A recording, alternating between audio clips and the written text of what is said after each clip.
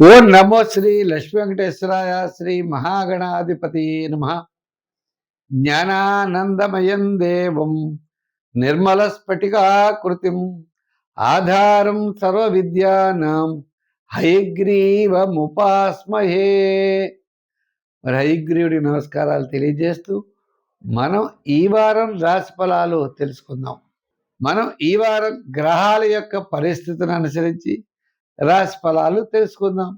మరి కర్కాటక రాశిలో గురుడు, సింహరాశిలో కేతువు, వృశ్చిక రాశిలో రవి, బుధుడు, కుజుడు, చంద్రుడు ధనస్సు, మకర, కుంభరాశిలో చంద్రుడు, అదేవిధంగా మరి కుంభరాశిలో రాహు, మీనరాశిలో శని.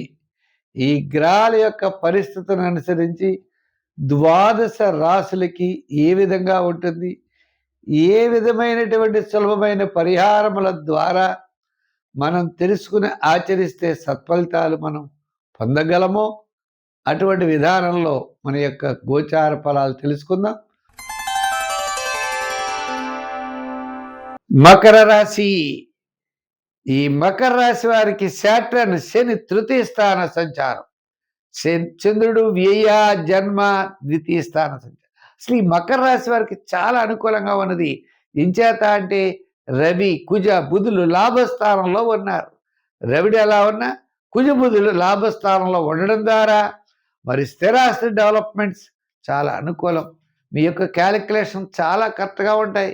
మీ యొక్క ఆలోచనలతో, మంచి ఆలోచనతో ముందుకు పెడతారు. చాలా ఇంపార్టెంట్ వర్క్ అంతా కూడా మీకు వారం మధ్యలో బాగా జరిగే అవకాశాలు ఉన్నాయి.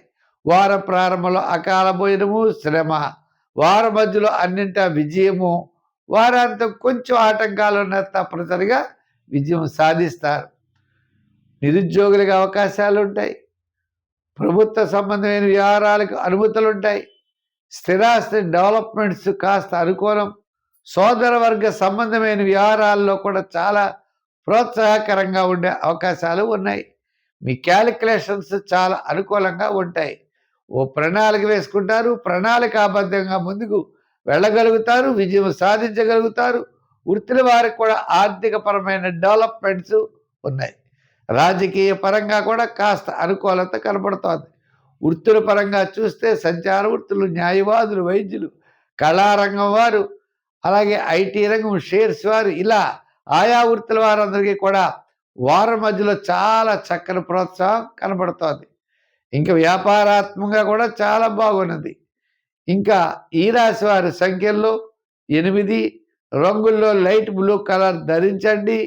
ఆరాధనలో ఎక్కువగా సూర్య ఆరాధన చేయండి, లేదా సోమవారం చంద్రుడి ప్రీతి కోసం శివాలయానికి వెళ్ళి శివదర్శనం చేస్తూ సోమవారం నాడు బియ్యం దానం చేయండి.